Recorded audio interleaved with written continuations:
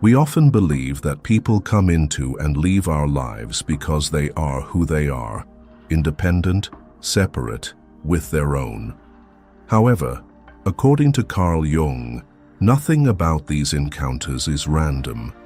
The people you attract, the patterns in your relationships, the intense emotions you feel for someone, all of them are mirrors reflecting your deepest internal beliefs. You don't just fall in love with a person. You fall in love with an unrecognized part of yourself. On the other hand, when you feel rejected, unappreciated, and exhausted from being loved, it's not just about them. It's the unconscious whispering, "You need healing." If you keep attracting unhealthy relationships, or always feel like you have to earn love, then it might be time to turn inward. Because when you love yourself enough, you stop seeing others through the lens of your wounds. And it is then that you begin to attract people who reflect that sense of wholeness. Stay until the end, because the journey of self-discovery through love holds keys that your unconscious is waiting for you to find. 1. The magic of self-love. Self-love, the turning point that changes how others treat you. There is a question many people have quietly asked themselves after loving the wrong person. Why do I keep ending up in the same kind of relationship? Why does the ending repeat itself, no matter how different the person is? No matter who you are or how strong you've been, chances are you've felt this loving someone deeply, yet always feeling like you have to try harder than necessary, always feeling unseen or unmet. The pain doesn't just come from the other person not being enough. It comes from not understanding why your heart keeps choosing like this. Carl Jung believed that what we attract in life, especially in love, is never random. Every relationship you enter reflects a part of you, sometimes the parts you know well, but more often the parts you've never dared to face. The people who hurt you the most don't come to destroy you. They come to awaken something still sleeping in your unconscious. In analytical psychology, Jung called this projection. You project onto others your beliefs, wounds, and the shadow you haven't yet fully realized. When you haven't truly loved yourself, you seek love as if trying to fill a hole. You don't come into love from a place of fullness, but from lack. And because of that lack, you unconsciously choose those who make you work for love, as if being loved is a prize you have to earn. You sacrifice, you endure, you overextend, not because you love more, but because you're trying to make up for a feeling of not being enough. Sadly, the more you do this, the more you attract one-sided relationships, where your effort goes unnoticed or even dismissed. At this point, self-love stops being a feel-good social media concept and becomes a profound turning point in your psychological journey. According to Jung, when you begin the process of individuation, you gradually integrate the separate parts within to become a whole being. And that begins with learning to love yourself, not with words, but with action, setting boundaries, saying no when needed, walking away when a relationship becomes unhealthy, and most importantly, no longer trading pieces of yourself just to stay connected to someone. That's when something almost magical happens.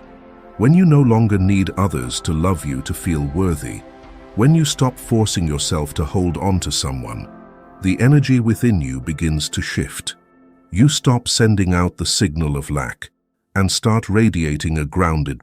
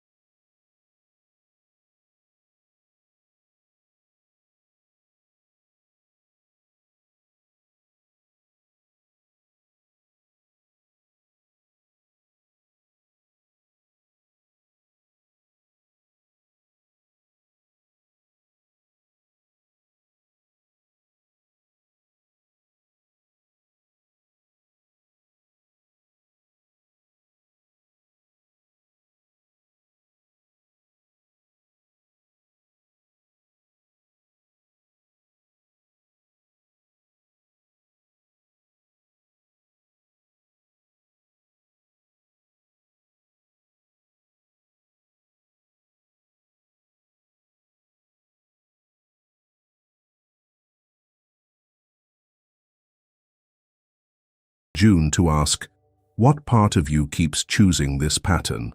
What belief about love are you trying to confirm again and again? Perhaps in her unconscious, June learned early on, maybe in childhood, that love must be earned, that she has to prove she's worthy to be loved. And as a psychological reflex, she becomes attracted to men whose love is hard to reach, as if she's replaying an old story, hoping this time for a different ending. Jung called this phenomenon repetition compulsion, the drive to repeat. Your unconscious repeats the same script not to punish you, but to help you finally see the lesson you've missed. Every difficult relationship, every time you feel like you loved the wrong person, is not really about them. It's a letter sent from your unconscious, a reminder that you're still carrying a distorted belief about yourself and love. Maybe you believe you don't deserve ease. Maybe you think love must be fought for. Maybe you've never experienced healthy love, so you don't believe it even exists. And as Jung said, until you make the unconscious conscious, it will direct your life, and you will call it fate.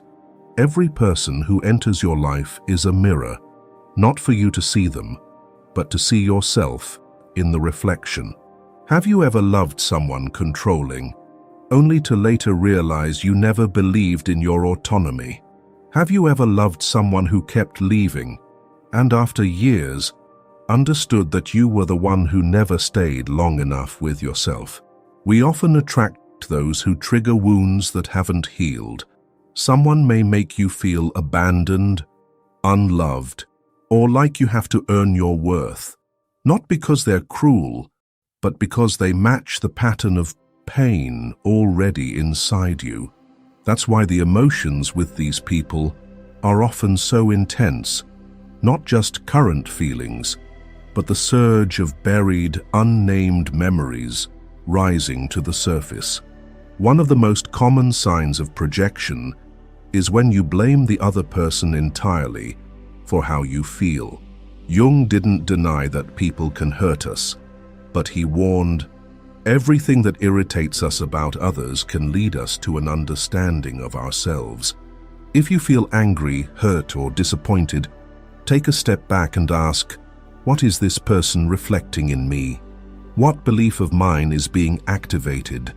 Am I seeking validation from someone I already know will never give it, just to replay a familiar feeling? Maturity begins the moment you stop pointing outward and start shedding light on what within you is being stirred.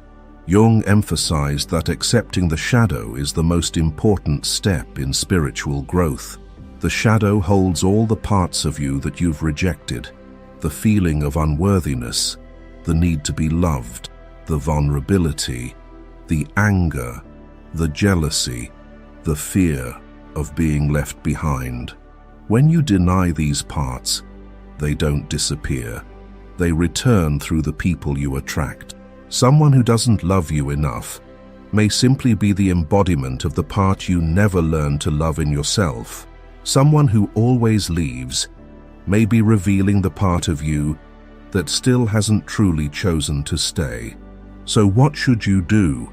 Not cut off all relationships, not live in defense, distrusting others, but start with an honest question. What am I attracting from within myself? You can't change what you're not aware of, but once you begin looking inward, you'll see that the people you thought were wrong were arriving at the right time, just in time to teach you how to love again. Not love someone else, but love yourself the right way. Jung believed that healing doesn't come from avoiding pain, but from understanding its meaning. No relationship is meaningless if you can see it as a symbol of unconscious movement within you. Every emotion you feel, every wound that reopens, is an opportunity to witness the limiting beliefs you've carried for too long. True love doesn't begin by finding the right person. It begins by dismantling the old patterns so you can create space for someone who reflects the real values you are now living. You don't need to be perfect to be loved, but you do need to be conscious, so you don't repeat the same relationships that are only extensions of old, unhealed wounds. Only when you recognize the other person as a mirror can transformation begin. And when you do that, you don't just change your relationships, you change the reality you live in. 3. Breaking free from toxic cycles.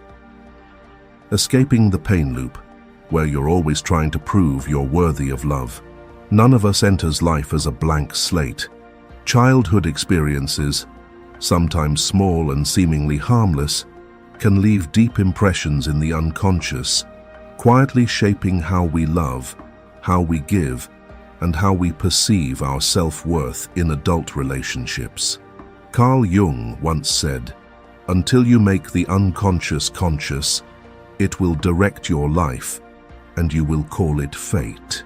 And it's hard not to call it fate when you find yourself repeating the same relationship patterns, the same pain, the same lingering emptiness after each breakup. Many of us carry a subtle belief that love must be earned through effort, through endurance, through sacrifice, or even silent suffering. This doesn't come from reason, but from deep wounds formed in childhood.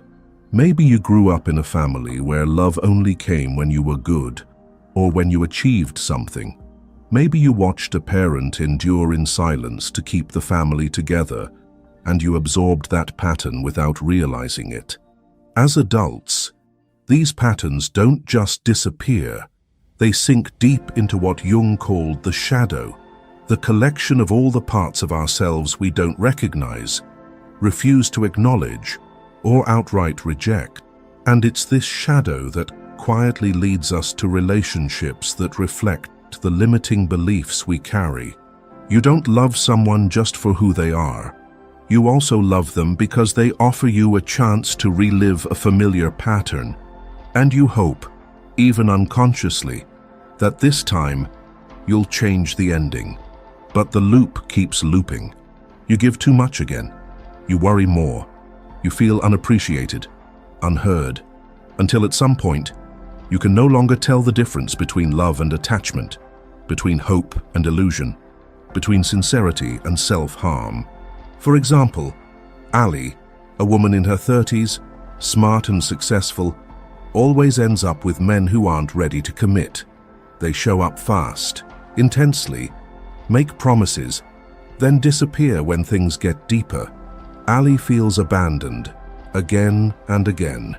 But when she sits down and reflects, she realizes that in her past, her father was emotionally absent, not because he didn't love her, but because he was always busy, distant, and cold.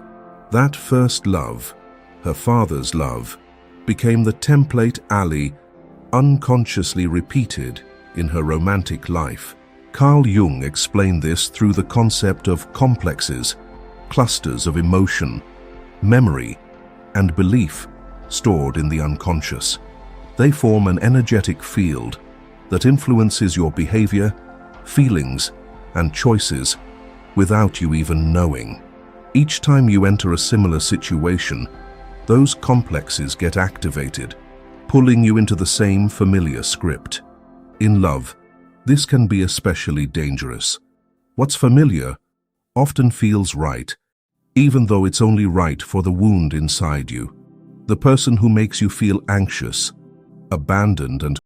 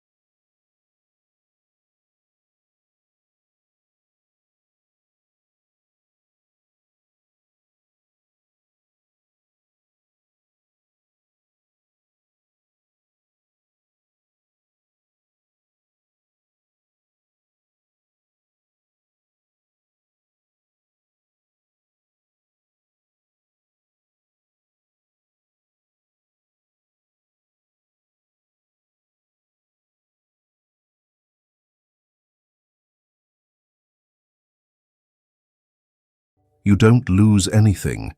You come back to yourself, step out of the old role, and escape the script with no ending.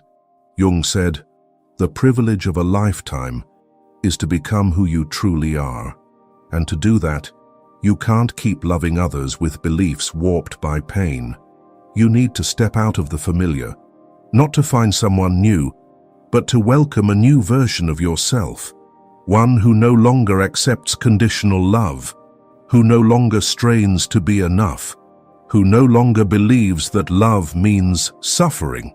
Letting go of someone who once felt like your whole world is painful, but not as painful as trading yourself just to hold on to unhealthy love. The longer you stay, the farther you drift from yourself. The harder you try, the more you disconnect from your real worth. And one day, you no longer recognize who you are. Only someone smiling on the surface, but empty inside. Ending a toxic relationship is a ritual of transformation, a moment where you reclaim your energy from the past. Stop living as the child who was left behind and begin to live as the adult who loves enough not to repeat the same pain. And the miracle is this: when you do that, the cycle ends, not because you find someone perfect, but because you're no longer drawn to what once hurt you. The same kind of person may appear. You may still feel something, but something inside you has changed. You see the pattern, and you choose not to step into it. That is the power of awareness. That is the freedom Jung called awakening from fate. Fourth, powerful self-love practices. Self-love practices, a profound inner transformation. Self-love does not come from weekend spa sessions or motivational notes stuck on a mirror. Those things can feel nice. They may offer brief comfort, but they don't reach the deepest place where transformation truly happens. Real self-love is an inner act, a silent revolution within, where the abandoned parts of you are named, heard, and integrated. Carl Jung never defined self-love as something easy or soothing. To him, loving yourself is a difficult journey that requires courage, because it starts with facing the shadow, the parts of yourself you've suppressed, denied, or tried to fix through others. And here's what matters most. Self-love is not a feeling. It is a practice, a choice you repeat every day, sometimes quietly, sometimes painfully, but step by step, you are returning to yourself. Setting boundaries, learning to say no to what no longer aligns with your true values. One of the clearest signs that you haven't truly loved yourself isn't a lack of confidence or positivity. It's that you can't say no to what is hurting you. You know it's not right for you. You feel your energy draining. You are tired, disappointed, maybe so hurt that you barely recognize yourself. Yet you stay. You try a little harder. You endure in silence because you are afraid. Afraid of making someone upset. Afraid of being seen as difficult. Afraid that if you speak up, they will leave. The fear of losing someone makes you trade parts of yourself. And in doing that, you silently tell yourself, "My worth is less than their presence in my life." Carl Jung never said you need to harden or shut yourself off to grow. On the contrary, he believed true personal development begins when you protect your inner boundaries as something sacred. Setting boundaries is not building walls to push others away. It is a declaration.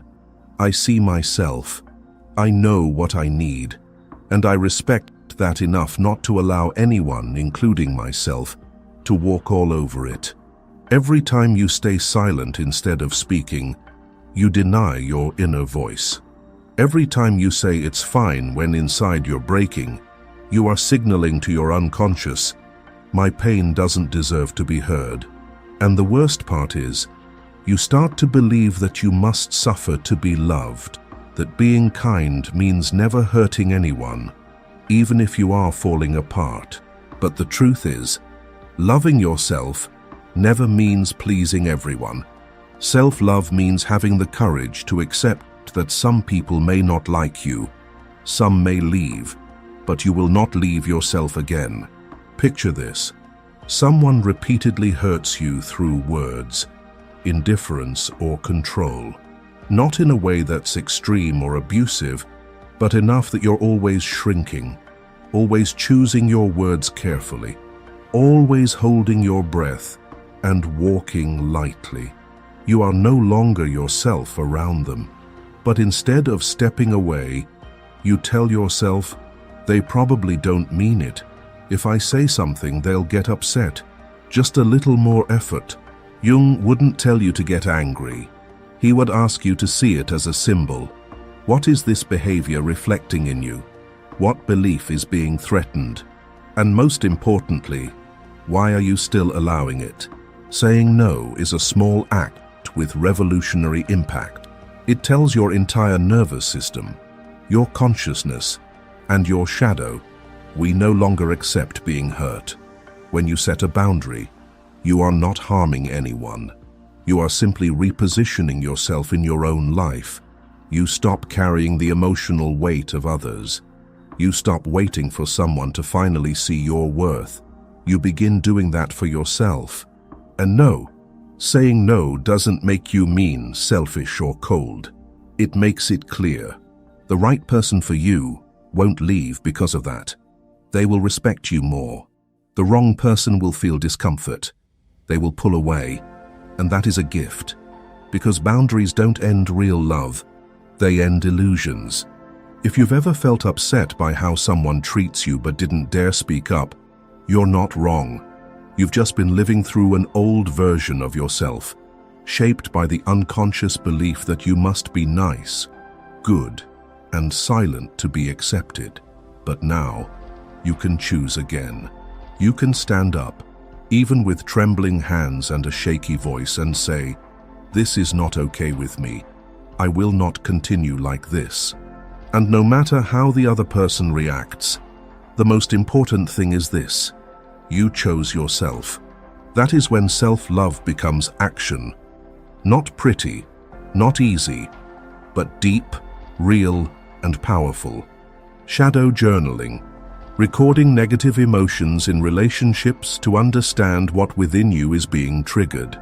Inside each of us is a part we don't want others to see. The vulnerable part, the wounded part, the angry part, the longing part. We've learned to suppress, to be accepted. Carl Jung called this the shadow. The shadow is not the bad part. It is simply the part that has never been acknowledged. And when it's not seen, the shadow doesn't disappear. It just retreats into the unconscious, continuing to influence you from behind the scenes. It chooses who you fall in love with. It makes you lose control during a minor argument. It causes you to suddenly turn cold, to cling irrationally, to feel jealous without reason, then later blame yourself without understanding why. Deep self-love cannot just be a promise. I will be kind to myself. True self-love begins when you dare to face the shadow. And one of the most powerful tools for doing that is writing. Not writing to escape, to blame, or to punish yourself. Writing as an act of confrontation, to name what has never been named. Try this. Whenever you feel uneasy after a conversation, a small action by someone, or a wave of sadness for no clear reason, don't brush it off. Don't tell yourself, "Forget it. It's nothing." Take out a notebook and write it down. Be honest. Don't rationalize. Don't justify. Write things like, "I felt angry when he didn't reply to my message. I felt jealous when I saw her being close to someone else. I felt not enough when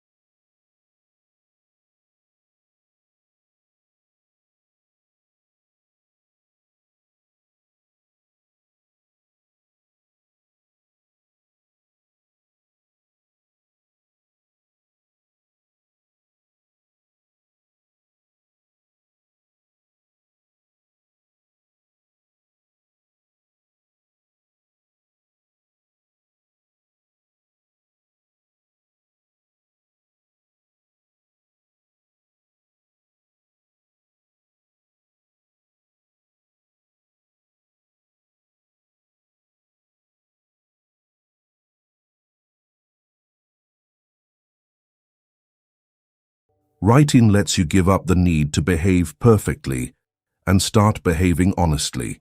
It's where you don't need to perform. You just get to be you, raw, messy at times, but real and lovable in your way. A practice you can try. Choose a recent situation that made you uncomfortable. Don't pick something overwhelming. Start small. A comment that rubbed you the wrong way. A glance that unsettled you. A silence that made you feel invisible. Then write. What did I feel? What memory does this connect to from my past? What is this saying about the part of me that has not been acknowledged? You don't need to write beautifully.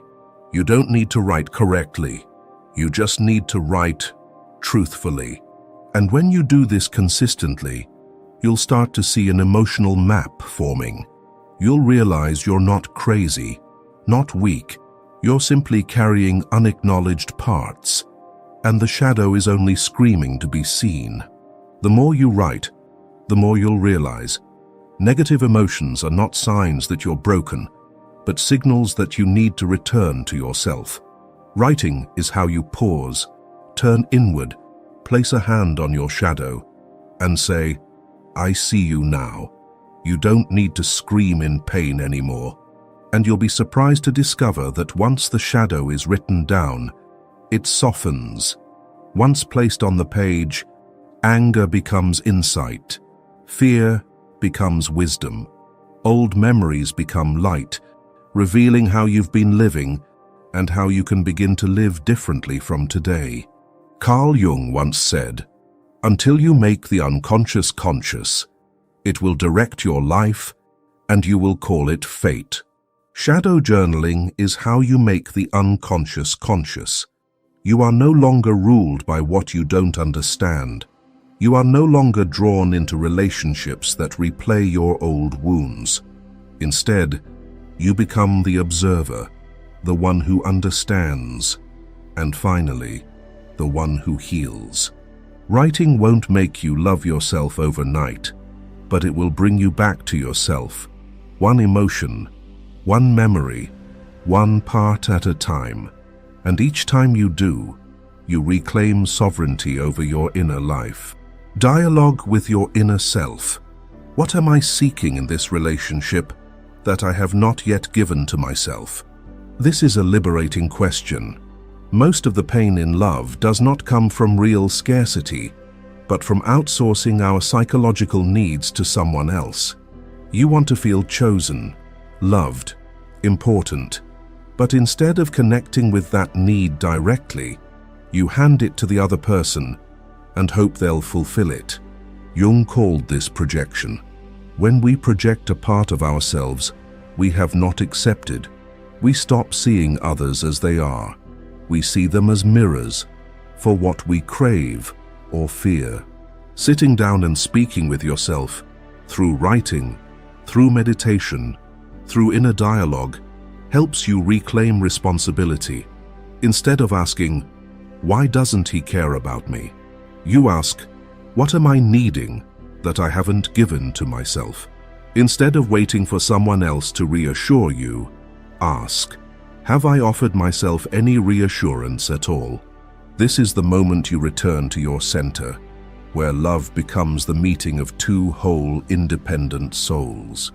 Choose yourself daily. Even the smallest acts, like not texting first, not waiting, not holding it all in, are steps of self-love.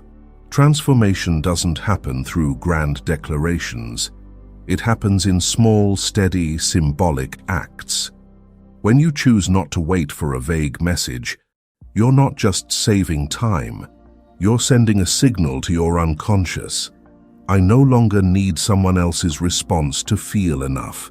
When you stop explaining, persuading, and pleasing, you're not just being stronger, you are slowly detaching from the old identity, the one that believed love had to be earned. Each of those small acts is a kind of magic, a ritual of self-affirmation. They are like bricks rebuilding the bridge between you and yourself. Carl Jung said, "Who looks outside dreams. Who looks inside, awakens. Every time you choose to turn inward, you wake up from an old dream. The dream that happiness lies in someone else's hands. And the most important thing, believing you are worthy of love that doesn't require you to earn it. If this core belief is programmed incorrectly, it will cause you to repeat painful relationships no matter how hard you try.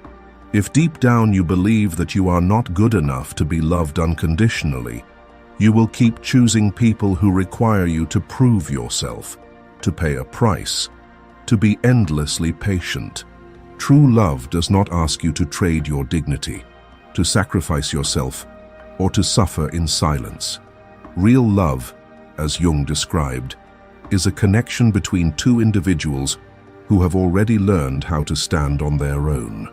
Believing you are worthy of love that doesn't demand you to deserve it first is revolutionary, not just in love, but across your entire belief system. It's the moment you stop seeking love and start becoming love. It's when you stop searching for the right person, because the right person is drawn to you when you've become yourself. When you practice deep self-love, you don't just heal your relationships. You reshape your entire reality. You stop playing old roles. You stop repeating old cycles. You live as someone who knows who they are, what they want, and what they're worthy of. It's not an easy path. There will be times when you doubt yourself, feel lonely, weak, or lost. But if you keep walking, with every journaled sadness, every moment your hand touches your heart as you whisper, "I'm here for me." Every time you choose not to run from your darkness, you will see you are no longer who you used to be. You've become someone who can hold themselves. And that, Jung called the self, the true center of your being, where light and shadow meet, where there is no need to prove, only honest, clear, and complete presence. When you love yourself enough, you no longer chase love. You no longer cling to someone as if they are your last source of oxygen. You begin to realize that love doesn't live where others can give it, but where you stop emitting the energy of lack. You stop sending the signal of, "I am not enough." You stop trying to convince anyone that you are worthy. You stop living as someone waiting to be chosen because you have already chosen yourself. Carl Jung called this process individuation, when a person moves beyond the shallow ego and the roles imposed by society, and returns to their true self, where your value is no longer defined by someone else's eyes, where you no longer love to fill a void, but love as a resonance between two whole souls. Individuation is not about becoming someone new. It is about returning to yourself, fully, consciously. You no longer confuse love with attachment. You no longer mistake fear of loss for real emotion. You no longer let old wounds guide you into the wrong relationships. That's when you stop clinging to what was never meant for you, not because you're angry, but because you've outgrown the old role. You no longer try to fix something just to avoid being alone. You know that being alone is not as frightening as being with someone who requires you to shrink to fit. And from that letting go, a new space opens. A space for truth, a space for peace, a space for healthy connections, where you don't need to perform, or please, or earn affection, but simply be yourself, fully and clearly. Not everyone who comes into your life is the right person. Not everyone who makes your heart race is meant to walk the path with you. Sometimes, the strongest sparks are just echoes of unhealed wounds. The right person only arrives when you've chosen yourself first. When you sit down, place your hand on your heart and say, "I choose to be with myself. I choose to protect my worth. I choose to release what hurts me, even if my heart isn't ready, because I know the peace ahead is worth more than the attachment behind." You don't need to rush. You don't need to force yourself to love yourself in one day. But if you begin with a single choice, choosing to stay with your feelings, choosing not to send the first message again, choosing to write out the sadness instead of swallowing it, then you are already moving in the right direction. If any part of this journey spoke to you, leave a comment below. How have you faced your shadow? When did you choose yourself? Share your story, because your courage might become someone else's light. And if you want to keep walking this path of self-discovery through Carl Jung's lens, don't forget to follow the channel. There is so much more waiting to be understood within.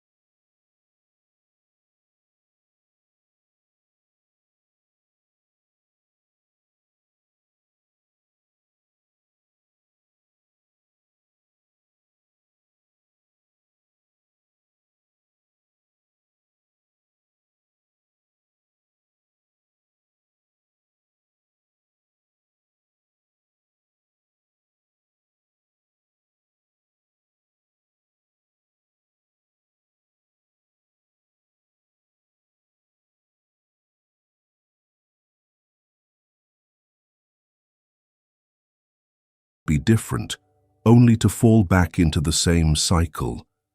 That's not bad luck. That's an unconscious wound repeating itself over and over until you're awake enough to face it head on. Carl Jung said that you don't attract what you want.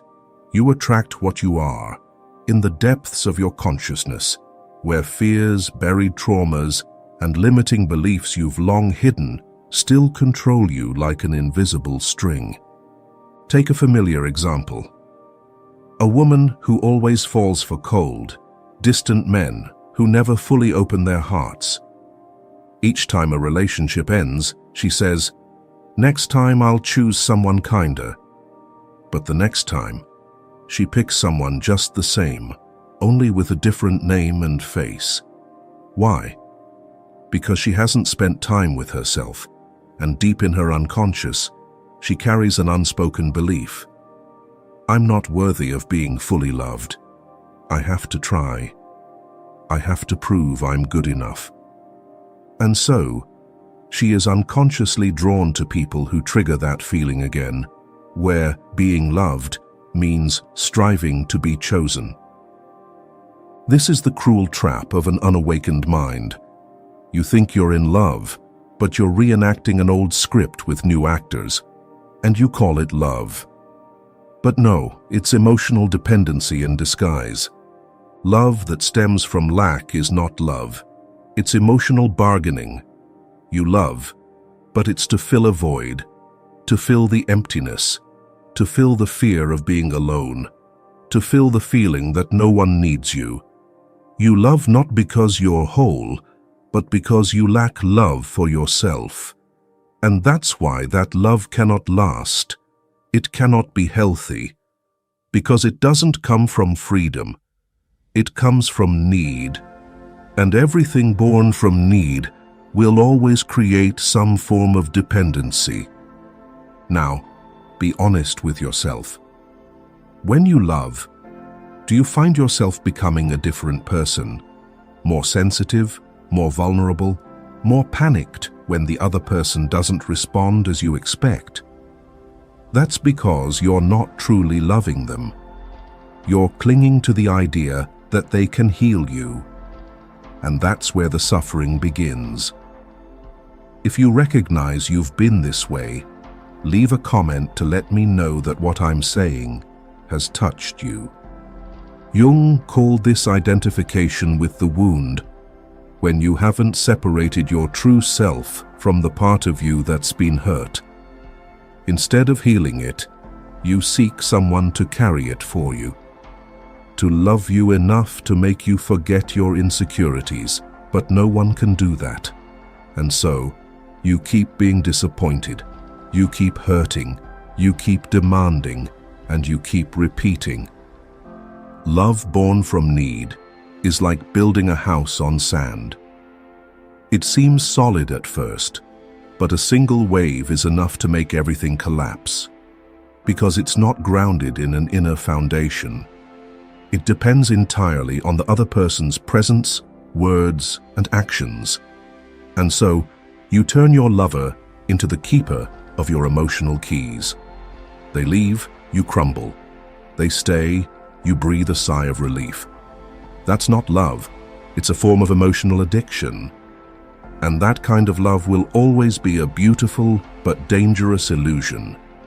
Until you're brave enough to look it in the face, you'll keep running in circles, hoping someone will love you the right way, instead of doing that for yourself. Imagine a man who's just gone through a breakup. Instead of pausing to feel the pain within, to understand, to learn from this wound, he rushes into dating apps, talking to anyone who gives him the feeling of being loved, of being chosen. He thinks he's opening up to new love, but in reality, he's running from himself. And all he meets are people who are also running. Relationships born from two people who are lacking, who are in a hurry, who connect through fear rather than peace. And then he's disappointed again, feels abandoned again, believes that love is suffering. But he doesn't see the most important thing. The energy he puts out is shaping the kind of love he receives. And so, if all you have within is anxiety, fear, and a desperate need for validation, you won't attract anything but people who trigger those same feelings. To change the love you attract, you can't start from the outside. You must go within. Recognize the old fear, bring it to light, and instead of finding someone to fill it, start asking, why do I believe I'm not enough? Where did that belief come from? Is it true? No one can love you enough to make you feel enough. That doesn't exist. The only thing that can change everything is when you stop needing love as an emotional crutch and start walking on your own 2 feet. It sounds harsh, but it's a truth few dare to face. True love is not an addiction. People often mistake emotional hunger for love. When you're starving, you'll accept any food. But that doesn't mean the food is delicious or nourishing. Love born from need is how we betray ourselves, how we hand the right to be loved to someone else. And there's something even harder to realize. We don't just love in the wrong way, we also see the wrong people. Because most of what you think is love is merely a reflection of yourself through the shadow of the other. Number 2.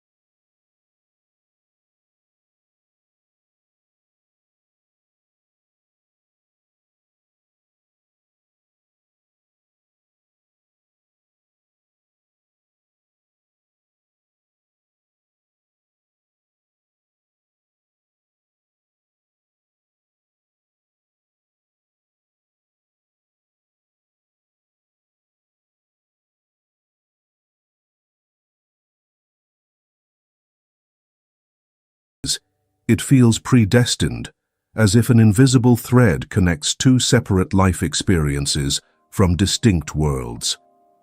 Jung said that some connections are formed before life gives them a name. This isn't poetry. It's a theory of the unconscious. Beneath the surface of events, something deeper is at work. Nothing happens by chance. In this context, chance isn't random, it's a language. What you call fate is perhaps just the movement of the unconscious interacting with the external world. They come as mirrors, not to please you, but to reflect you. The key point is, you don't need to know what frequency you're emitting. Your unconscious is doing that for you.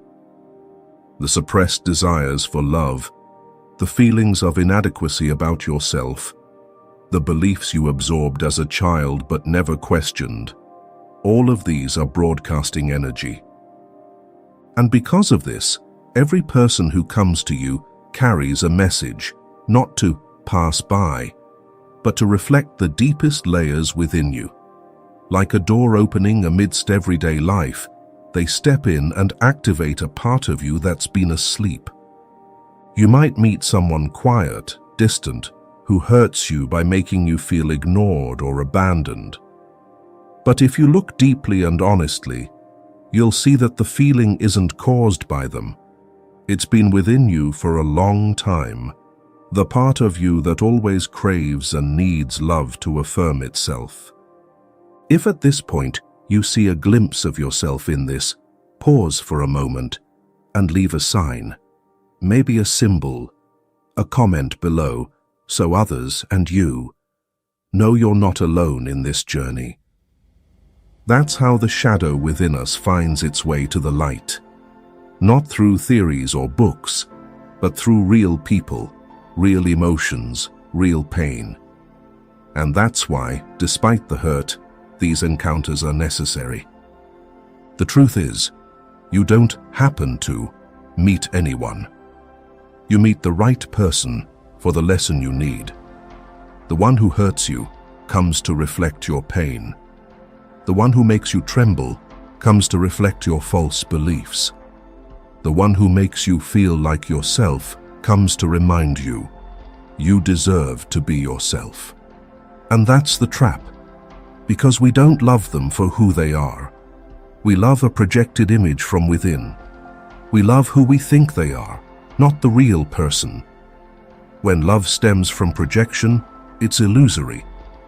And when the fog of illusion clears, we feel disappointed, angry, hurt. But instead of turning inward to reflect, we seek someone new to project onto, and the cycle continues. But projection is only the surface.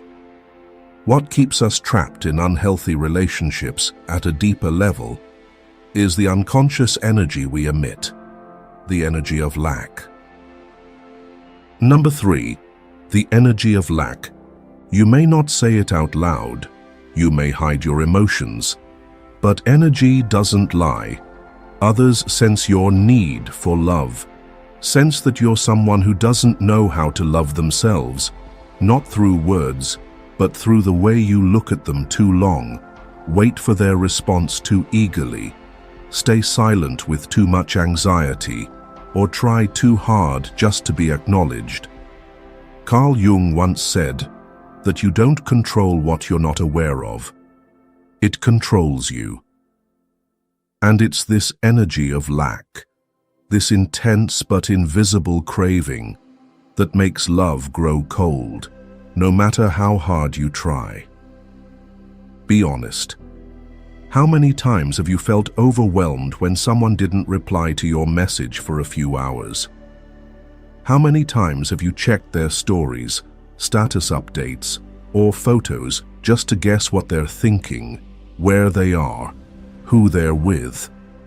How many times have you pretended to be fine while inside you're a tidal wave waiting for them to do something to make you feel secure?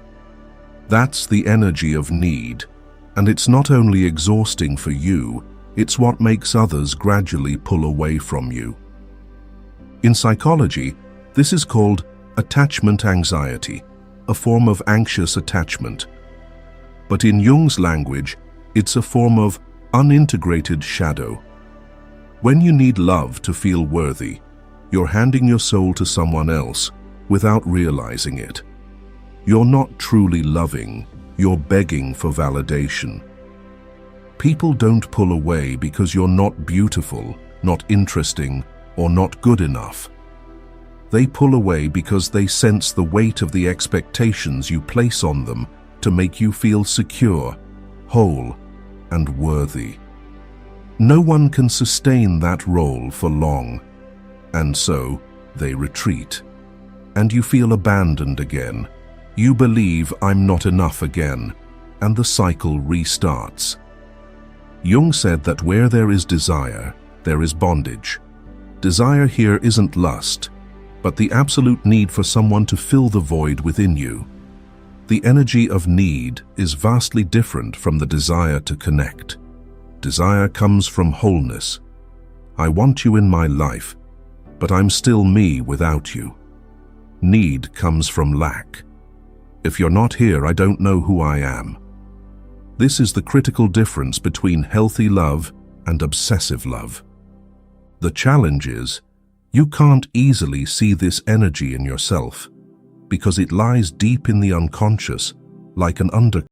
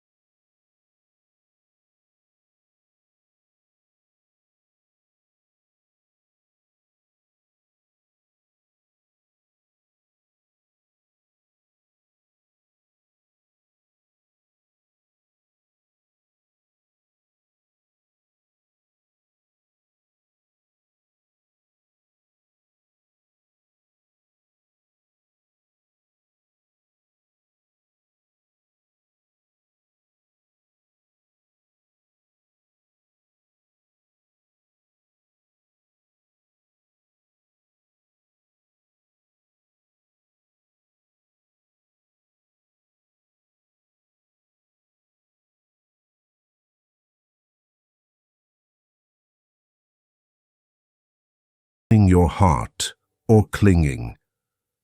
The harsh truth is, others sense it all, not with their minds, but with their instincts.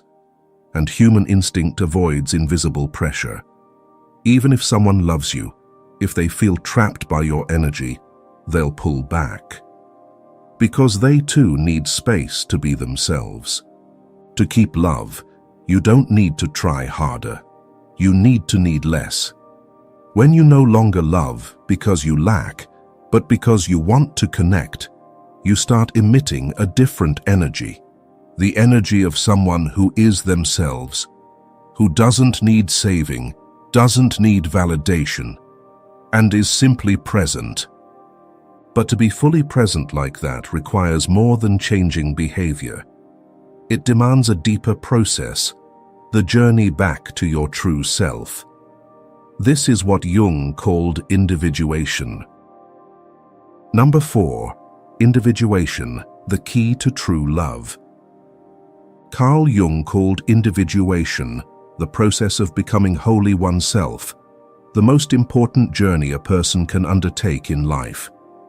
The journey to become your true self, not a copy of someone else, no longer manipulated by expectations, wounds, or idealized images from others. And it is this journey, not anything external, that is the key to attracting true love, a love that no longer stems from lack, but from freedom. Have you ever wondered, why do I keep choosing people who can't love me the way I deserve, then try to change them to fill a deep void? Jung explained this not through ordinary reasoning, but through the language of a divided soul. When you haven't individuated, when you still haven't loved yourself and are disconnected from the authentic parts of yourself, you will always seek in others what you haven't dared to face within. Individuation is not about becoming independent in the stereotyped modern sense of the word. It doesn't mean you must live alone, do everything alone, or need no one. Individuation is about starting to see who you are, what you're carrying, which wounds are silently controlling you, and accepting and integrating all those parts to become a unified, conscious and free entity capable of making choices. Imagine a woman who always carries a fear of abandonment. As a child, she was emotionally neglected by her parents, not through violence, but through their emotional absence. She never learned to love herself because she never received that love from her parents. So instead of nurturing self-love, she always felt inadequate, believing that to be loved, she had to be agreeable, not bother anyone. As an adult, in relationships, she repeats this pattern, always being the one who gives more, sacrifices, compromises, stays silent, and swallows her emotions. She believes that if she's good enough, people won't leave her. But they all leave her. Not because she's unlovable, but because everything she expresses is cloaked in the energy of someone who has never loved themselves. She loves out of fear, not freedom. She loves from a distorted self-image shaped to fit, not from her full and authentic essence. She's living through a temporary ego created to survive in an emotionally impoverished environment. And that ego, when it loves, can only create a counterfeit love, a transaction of dependency, not a deep connection. Jung once said that no one can see outward if they haven't looked inward. This means you cannot truly see or love another person if you don't know who you are, don't understand what you need, and haven't confronted the parts of yourself you've rejected. Individuation is the journey of accepting your entire being, both light and shadow, both weakness and strength, both wounds and potential. And when you do this, you begin to love not because you need someone to make you feel enough, but because you are enough and want to connect from that fullness. The irony is, Many people think they've grown up, that they're free, but they're still living as children inside adult bodies. They enter love with the naive expectation that someone will fully understand them, love them unconditionally, and heal all their unspoken wounds, without realizing that every time they love out of lack, they're dragging old wounds along and placing them on the other person. And sooner or later, that person cannot bear the weight. Individuation is a painful process, because it requires you to face the parts you've always wanted to avoid, the emptiness, the loneliness, the fear. You can no longer blame others for causing your pain. You can no longer hide in the role of love's victim. You must take responsibility for what you choose. You must have the courage to peel away every layer of disguise, every defense mechanism, every story you've told yourself, to return to the real, unadorned, unconditional you. Once you've made peace with yourself and learned to love your imperfections, you'll realize true love is not about merging or finding the other half. True love happens when two individuated people, two souls at peace with themselves.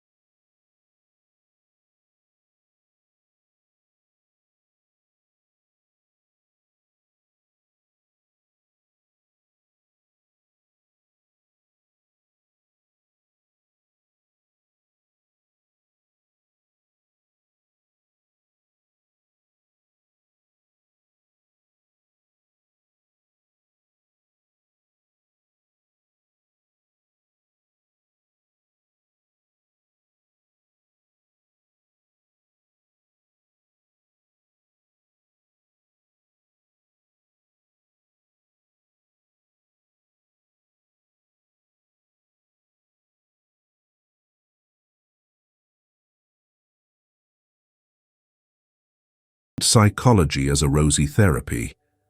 Jung was the one who pulled you back to the center of your pain and demanded you stay there, face the darkness head-on, and from it, find true light.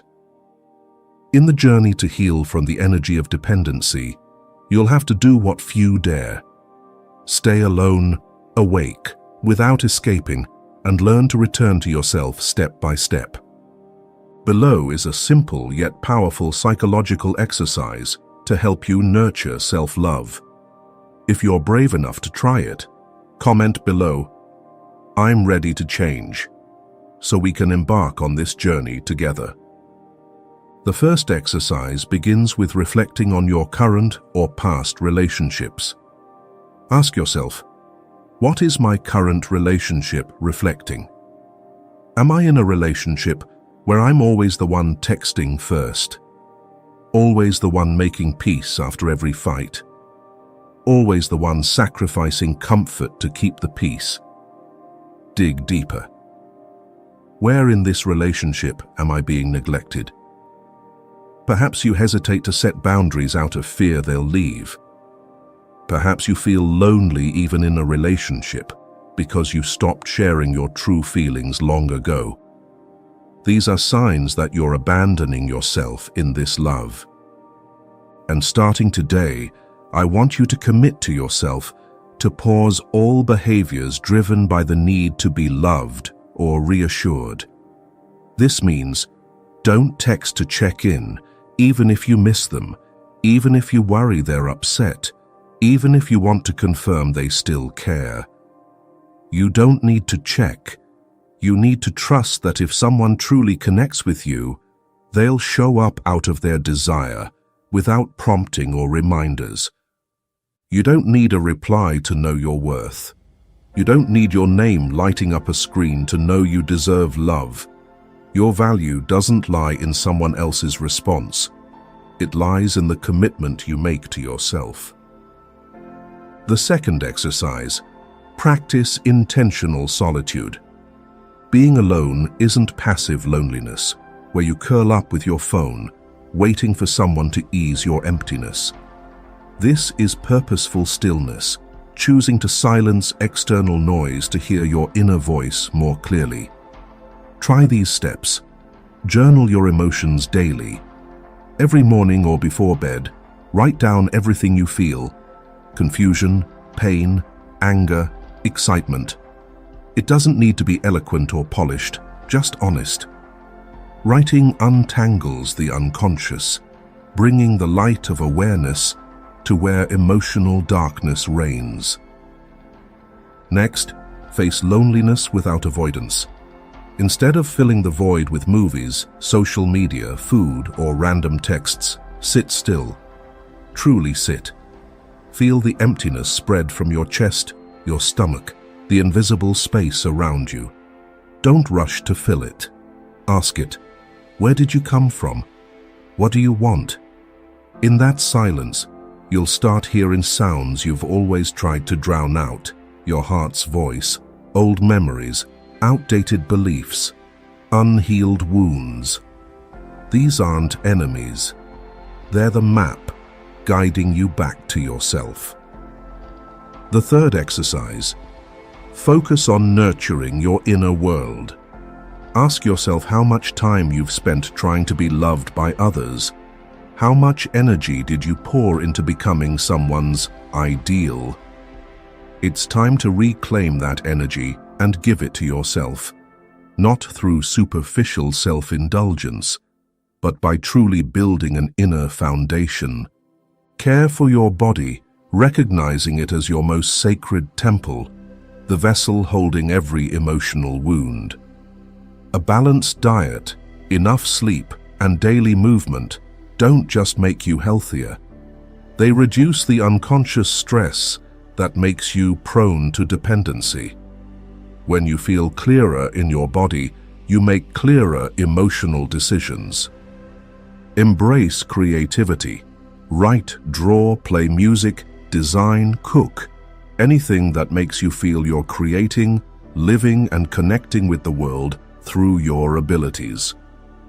Creative acts are among the most powerful ways to heal a fractured self, as they awaken an intrinsic value only you can bring forth. And something crucial I must emphasize: reconnect with yourself. Schedule time each day for things that make you feel truly alive. A walk in the evening sun, a chapter of a book that helps you understand yourself better, or brewing a cup of tea and sipping it slowly. These aren't trivial, they're the strongest affirmation.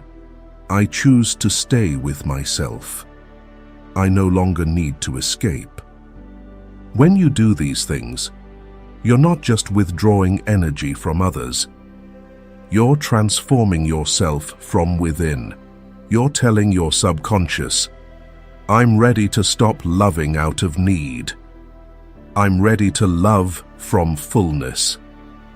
And from that place, where you don't need anyone to make you feel enough, where you don't seek love to be saved, a new energy begins to radiate from you. Groundedness, calm, an allure not rooted in appearance, but in your true essence. Number 6, the kind of love that comes when you love yourself. When you no longer live in a state of lack, you emit a different frequency. A kind of energy that doesn't beg but invites, doesn't cling but attracts, doesn't crave but rests in ease. This energy, as Jung described, is the hallmark of a soul that has moved beyond projection and begun to converge into its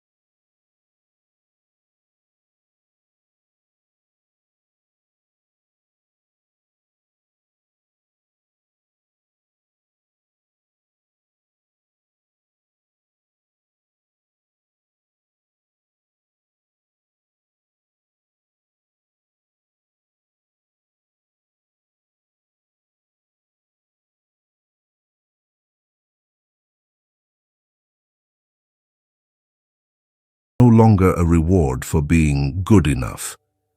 It's the natural response of two souls resonating on the same frequency. They don't try to cling to each other.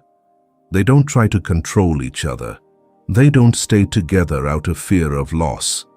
They choose to stay every day because among countless options, they still choose each other. It's no longer necessary. It's conscious companionship. And the wonderful thing is, when you're in this state, even if someone walks out of your life, you no longer collapse. Because you know, love doesn't define your worth. It only reflects what you already carry within. You'll still hurt, but you won't lose yourself. And then, other worthy things will come. Not on schedule, not according to script, but at the moment, you stop craving and start loving yourself. Thank you for walking this journey with me. Ultimately, the answer to the relationship you long for doesn't lie in the other person. It lies in the essence of the energy you emit every day.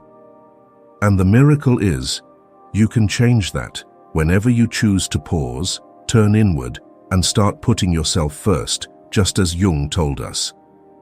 But if you have nothing at all to create, then perhaps you create yourself. True love doesn't come from straining to be loved. It comes when you stop trying to be someone else and start living as yourself. No controlling, no clinging, no begging. just a powerful, grounded presence. No one falls in love. They fall into themselves, into the part they've never dared to see. And true love, if it exists, is the natural response of a soul that has returned to its essence. If what I've shared resonates with you and urges you to change for the better, please subscribe to the channel and turn on notifications today. Who knows, the upcoming videos might arrive just when you need them most.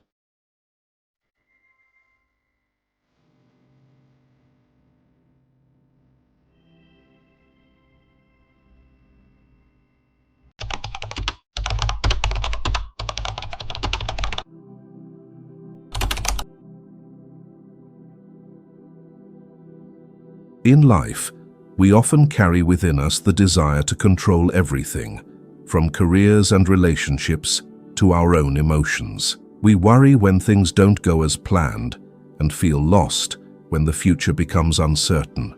However, Carl Jung, the famous analytical psychologist, proposed a paradoxical philosophy. When you stop worrying, everything will find its place. At first glance, this may seem irrational, as we are taught from a young age that only by striving to control and shape everything according to our desires can we achieve success and happiness. But Jung believed that excessive resistance and control are what actually create chaos and confusion. Only by letting go, by accepting uncertainty, can life harmonize itself in the most natural way. Jung's philosophy does not stop at mere outward surrender, but delves deep into the mind through core concepts like ego, shadow, individuation, and synchronicity. This is a journey of confronting one's own darkness to find inner liberation, rather than running away from it or trying to control it. When we stop worrying, we not only free ourselves from the burden of control, but also create space for everything to naturally realign itself, gently and without force. So, how do we let go without giving up? How can this natural alignment become part of the individuation process?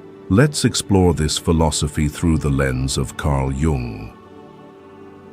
Number 1. Carl Jung's philosophy of letting go. Have you ever wondered why the things you try hardest to hold on to are the easiest to slip away? Like holding sand tightly in your hand, the more you squeeze, the more the grains slip through your fingers, leaving behind only an empty space. Carl Jung, the renowned psychologist, once stated, "What you resist persists. What you accept transforms." This is not just a profound philosophy, it is also the key to freeing the mind from the cycle of suffering and anxiety. In a world where we are constantly obsessed with control over relationships, control over careers, control over emotions, we often forget that this very resistance is the root of chaos. Letting go is not failure. It is not surrendering to fate. It is opening the door for everything to return to its rightful place. It is an act of inner strength, where we stop seeking superficial control to listen to the guidance from deep within. Only when we cease to struggle against the storm of anxiety does the sky truly clear. Jung's philosophy of letting go is not about giving up or abandoning responsibility. On the contrary, it requires courage and deep wisdom. Letting go means ceasing to force yourself and others to conform to your expectations. It is a state of openness, unafraid of uncertainty. When we stop trying to control every aspect of life, a new space opens up, where new opportunities and possibilities emerge. Carl Jung once said, "The privilege of a lifetime is to become who you truly are." To do that, we need to accept ourselves with all our weaknesses, shadows, and fears. Imagine you are trying to hold on to a relationship at all costs because you are afraid of losing the person you love. You try to control every detail, every action of your partner, fearing that if you let go for even a moment, everything will fall apart. But what is the result? You feel exhausted, the other person feels suffocated, and the relationship becomes tense and strained. Carl Jung recognized that this need for control stems from the ego, a part of the mind that wants to protect itself from pain. The ego makes you believe that if you can control others, you will be safe. But this act of control only makes things more chaotic. The ego tries to create order from the outside, while the self encourages harmony from within. When you let go, you stop imposing expectations on others and allow them to be themselves. That is when true healing in the relationship begins. Jung believed that excessive control is a sign of insecurity. We control because we fear loss, we fear failure, we fear not being loved. But interestingly, that very fear is what causes us to lose ourselves. In The Archetypes and the Collective Unconscious, Jung wrote, "One does not become enlightened by imagining figures of light, but by making the darkness conscious." This means that instead of trying to control and force things, we need to face our inner fears, recognizing that darkness is not the enemy but an inseparable part of who we are. In a real-life story about a friend of mine, he once suffered greatly after losing a job he loved. For months, he tried to hold on by applying to dozens of companies, controlling every little detail to prove his worth. But it only made him more exhausted and depressed. One day he decided to stop, to let go of control. He spent time understanding himself, accepting that his old job was in the past and might not come back. Not long after, he received an invitation to work at a non-profit organization, a completely different job that brought him peace and genuine happiness. That is the power of letting go. Letting go is also related to the concept of synchronicity, a phenomenon Jung described as meaningful coincidence. When you stop trying so hard, unrelated events happen to connect in surprising ways. Like the time I randomly decided to take a walk in the park instead of staying home to work. And I ran into an old friend I hadn't seen for years. That meeting stirred up many memories and reminded me of my long-forgotten passion for art. When you let go of control, life naturally brings unexpected things that you could never predict. Jung once said, "Your visions will become clear only when you can look into your own heart. Who looks outside, dreams. Who looks inside, awakes." To let go, we need the courage to look straight into our own hearts, to recognize the fears and sufferings we have long avoided. That is when the darkness within is integrated, becoming part of our inner strength. At that point, control is no longer necessary because we are strong enough from within. Carl Jung's philosophy of letting go is a lesson in courage and freedom. When you stop straining to control, you may be surprised to find that what remains is peace and harmony. Life is no longer a constant battle against expectations, but becomes a natural flow where everything finds its place. Letting go is not failure. It is the journey back to oneself, where the ego makes way for the self, where anxiety dissolves and peace reigns. Jung pointed out, "The greatest and most important problems of life are all fundamentally insoluble. They can never be solved, but only outgrown. Letting go is the way to overcome obstacles by growing stronger from within, and that is true power." Number 2, letting go is not giving up. Letting go is not an act of irresponsibility or weakness. It is the liberation of the mind from invisible constraints. But does letting go mean giving up? That is something many people often confuse. In reality, letting go and giving up are two entirely different concepts. So what is the difference? Let us step into the next journey of exploration, where we clarify this idea through the lens of Carl Jung. There is a significant difference between letting go and giving up. Yet ironically, many people confuse the two. Giving up is when you look at a problem, a relationship, or a challenge, and decide to turn away because you lack the strength to face it or the faith in the possibility of change. It is a state of failure, helplessness, and loss of hope. In contrast, letting go is when you accept that not everything is within your control, that some things need the freedom to grow in their own way. Letting go is the way to recognize what belongs to you and what does not, thereby freeing yourself from the invisible bonds of fate that you have created. In reality, this confusion stems from the fear of losing control. We often try to hold on to what is familiar because we are afraid of change, fearing that if we let go, everything will fall apart. But have you ever wondered if that clinging truly makes you happy?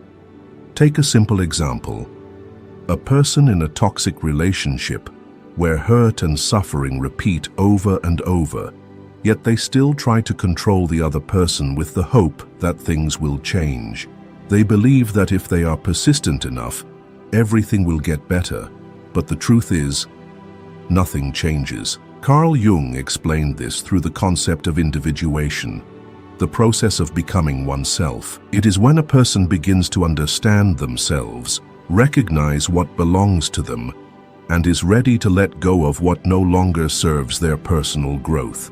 The privilege of a lifetime is to become who you truly are. Letting go in this case is not giving up. It is liberating oneself from unnecessary burdens, clearing the path for genuine personal development. Carl Jung once described that, during the process of individuation, a person must not only face their light, but also accept their darkness. I must also have a dark side if I am to be whole. Letting go is not abandoning your desires or dreams. It is refusing to control what is beyond your reach.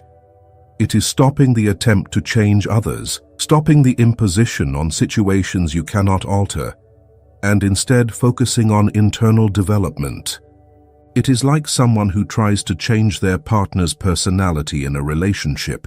They nag, complain, and set unrealistic expectations, hoping the other person will become the ideal figure in their mind. But in the end, it only creates fatigue, disappointment, and division. Only when that person accepts that they cannot change others do they begin to reflect on themselves and change their own behavior. That is when peace and understanding emerge, because when we let go, we stop expecting, we stop controlling, and we focus on our own journey. Imagine a woman who spent her entire youth pursuing her career. She constantly pushed herself to be perfect at work, from presentations to major projects. Every time she failed, she felt useless and lost. But when she began her journey of individuation, she realized that her excessive expectations and fear of failure were the reasons she could not enjoy the achievements she had made. She began to let go of her notions of perfection, learning to accept that mistakes are part of life, and gradually found peace in her work. There is a story that beautifully illustrates this philosophy. A Zen master was leading a group of students across a rushing river. He saw a beetle struggling in the water, its wings flapping wildly in vain. Without hesitation, he reached down to save it, but the beetle squirmed and bit his hand. Blood dripped, yet he did not stop. The student beside him asked, "Master, why do you keep trying to save it when it keeps hurting you?" The Zen master smiled and replied, "Its nature is to bite, and my nature is to help. Why should I abandon my nature just because it acts according to its own?" This story shows that letting go is not abandoning your good nature. It is stopping the expectation that everything must change according to your will. Carl Jung believed that when we let go, the mind becomes lighter, more open to receiving new opportunities. You are what you do, not what you say you'll do. Letting go does not mean stopping effort or striving. It means stopping the attempt to change what is beyond your control. ceasing to imprison yourself in unrealistic expectations. When you let go, you are no longer chained by anxieties or disappointments. Life becomes natural, gentle, and you begin to experience true freedom. To conclude, letting go is not weakness, nor is it giving up on your desires or passions. It is a fully conscious act, a powerful choice to free yourself from invisible constraints and focus on what truly matters. Carl Jung was right when he said, "The shoe that fits one person pinches another." There is no recipe for living that suits all cases. Letting go is finding the right pair of shoes for yourself to walk firmly and gently on your own path. No longer bound by meaningless pressures, it is the ultimate liberation, the journey back to your true self. Number 3. Synchronicity. When life arranges itself. When you understand that letting go is not giving up, but freeing yourself from unnecessary burdens, you begin to create space for miracles to appear. And it is in that moment of letting go that a special phenomenon Carl Jung called synchronicity begins to unfold. This is not mere coincidence, but a meaningful connection between events, as if life arranges itself in ways we never anticipated.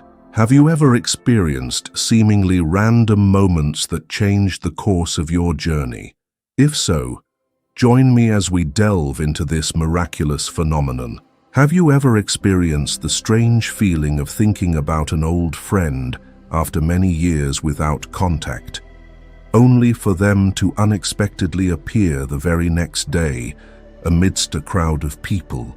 Or have you ever been struggling with a major life decision and happened to come across a book with a title that seemed to answer all your doubts? Carl Jung called this synchronicity, meaningful coincidences. Unlike random events, synchronicity occurs as if whispered by the universe, reminding us that everything is invisibly connected, and when we let go of control, everything arranges itself perfectly. Jung once said, "Synchronicity is an ever-present reality for those who have eyes to see." This philosophy of Jung is not just theoretical. It is evidence of how life operates. When we let go of anxiety and control, the mind becomes serene and open. That is when we begin to notice signs that we never saw before. Jung believed that the universe operates according to a hidden order that only reveals itself when we free ourselves from the bindings of the ego. This is not magic. It is the natural synchronization of all things. In his book, Synchronicity and a Causal Connecting Principle, Jung described this phenomenon as a mystical connection that transcends conventional cause and effect, a form where time and space become fluid, allowing the seemingly impossible to become real. Imagine you just went through a painful phase where you had to let go of a relationship you once cherished deeply. The first days were difficult. The memories and the emptiness made you want to go back, to control things, to make them as they once were. But then one day, you decided to let things flow naturally, to release your grip and start rediscovering yourself. You signed up for a painting class every weekend, simply to soothe your soul. At that class, you unexpectedly reconnected with an old college friend, someone you had lost contact with long ago. That brief conversation led to an opportunity to join a major art project you had always dreamed of. This was not mere coincidence. It was synchronicity, when the universe arranges miracles for those who dare to let go. Have you ever experienced something like that? If you have, share your feelings below, because sometimes your story can inspire many others. Carl Jung explained that for synchronicity to happen, we need a very important element: relaxation and faith in the natural process. He wrote, "We must be willing to let go of the life we've planned, so as to have the life that is waiting for us." This requires a deep trust in the universe's operations, understanding that sometimes what we perceive as loss is actually an opportunity for things to rearrange themselves in a more perfect way. Many people find it difficult to let go because they fear that if they do not control everything, chaos will take over. But the truth is the opposite. When you stop forcing things, life begins to find its natural balance. The story of Steve Jobs is a clear testament to this philosophy. In 1985, he was forced to leave the very company he founded, Apple. It was a massive shock, a failure that seemed irreparable. But instead of sinking into despair, Steve Jobs chose to let go of old expectations and move forward. He founded Next and Pixar, companies that later became icons of technology and cinema. And miraculously, nearly a decade later, Apple acquired Next, bringing Jobs back to the leadership role. It was during that time of letting go that he was reborn, helping Apple become the technological giant it is today. This is a form of synchronicity, where seemingly unrelated events aligned perfectly to create something monumental. Synchronicity does not only happen to famous people, it also exists in our daily lives. It is when you accidentally read an article just when you're feeling stuck or run into an old friend exactly when you need support. It is when the universe nudges you toward unexpected opportunities simply because you were willing to let go of what no longer belonged to you. Carl Jung once stated, "In all chaos, there is a cosmos. In all disorder, a secret order." Letting go does not mean losing what is important. It creates the space for the right things to appear. Synchronicity is evidence that when we stop forcing life to follow a predetermined path, the universe arranges everything in the most perfect way. Like the pieces of a grand puzzle, they find their place naturally when we stop trying to force them. Letting go is not a loss. It is a journey that opens the door to new possibilities. Carl Jung was right when he said, "Who looks outside dreams, who looks inside awakes." When we release control, life begins to rearrange itself, and miracles appear, sometimes as meaningful coincidences, sometimes as life-changing transformations. Would you like your life to be arranged in that miraculous way? Number 4. How to let go. Practical application. Meaningful coincidences are not just random occurrences. They are reminders that when we let go, life finds its own way to arrange itself. But how can we truly let go consciously so that the magic of synchronicity appears more frequently in our everyday lives? This is when we need to learn how to apply the methods of letting go in practice, step by step, freeing the mind from the burden of anxiety and control. Carl Jung called this shadow work, and it is also the practice of mindfulness to live fully in the present. So, if you are ready, let's explore the concrete steps to free yourself from these invisible burdens. Letting go is an art, a challenging journey that not everyone can easily undertake. Anxiety and feelings of inadequacy are deeply rooted in our minds. We are often obsessed with control, controlling emotions, controlling relationships, and even controlling an uncertain future. Carl Jung once said, "What you resist persists. What you accept transforms." The truth is, the fear of losing control does not make us stronger. It only traps us in the cycle of anxiety. When we try to control everything, the mind becomes narrow, confined by unrealistic expectations. On the contrary, when we let go, we begin to see new possibilities, doors opening that we never noticed before. To truly let go, the first step is to identify the root of your anxiety. Have you ever asked yourself what you are really worrying about? Losing a relationship? Failing at work? Not being recognized by others? Or simply the fear of not being good enough, not being worthy? Carl Jung explained that most of these anxieties stem from the ego, the self that always wants to protect itself from harm by controlling everything around it. The ego does not accept uncertainty. It cannot handle the feeling of being out of control, and thus it tries to hold on to everything tightly, to the point of suffocation. One of the first steps to letting go is to clearly recognize the emotions happening within you. Every time you feel anxious, disappointed, or stuck, sit down with a notebook and write down 3 things you are feeling. Do not just write simply, "I feel sad," or "I feel anxious." Go deeper. "I feel anxious because my work is not progressing well. I am afraid that if I don't finish on time, people will judge me as incompetent."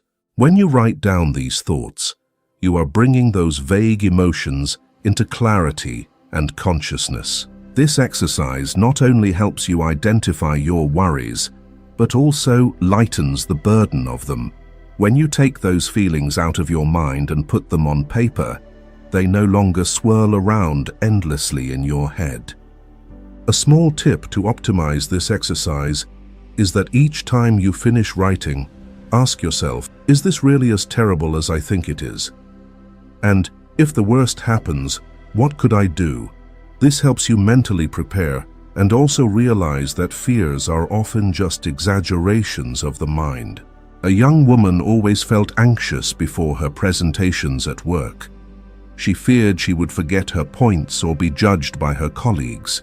But when she began practicing emotional journaling, she realized that this fear came from her high school days when she had been criticized by a teacher in front of the class. Recognizing this fear helped her stop avoiding it. Instead, she prepared more thoroughly and gradually let go of that invisible anxiety. Carl Jung believed that the only way to overcome fear and anxiety is to face it. He called this shadow work, the process of confronting the dark parts of the soul instead of running away from them. One does not become enlightened by imagining figures of light, but by making the darkness conscious. This means that to free yourself, you need to look straight at the wounds and painful memories you have been trying to hide. A person who experienced a heartbreaking breakup, if unable to face that pain, will carry that wound into new relationships, creating cycles of doubt, control, and jealousy. But if they dare to face that pain, acknowledge that loss is a part of the journey, liberation will appear. That is when you understand that others are not the cause of your pain. Rather, it is the unhealed wounds from the past that are controlling you. Only when you dare to look in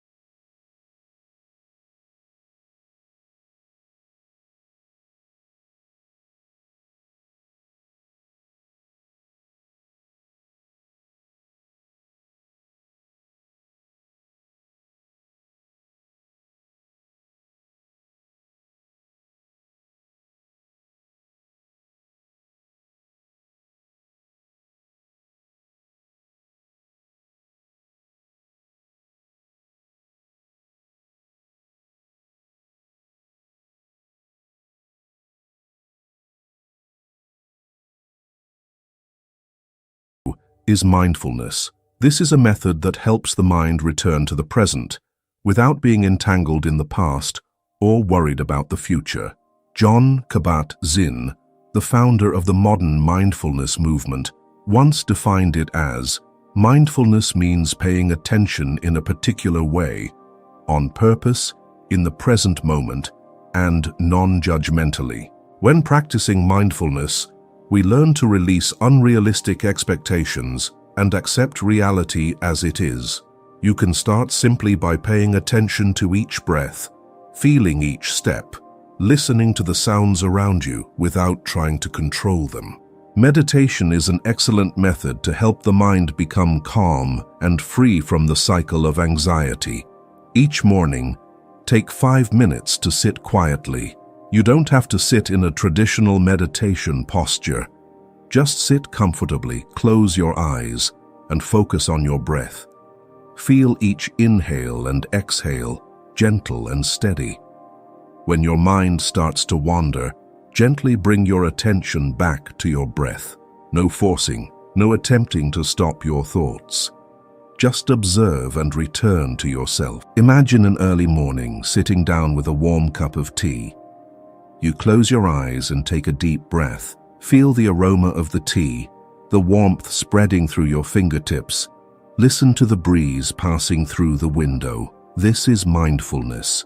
When you live fully in each moment, all worries about the past or future fade away. When you walk, instead of wearing headphones and rushing, listen to the sound of your footsteps, the wind blowing, feel the movement of your body.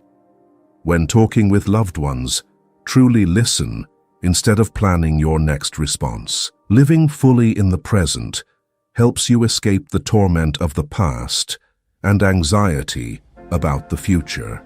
You will realize that the present moment is all you truly have. A man always felt stressed every morning before heading to the office.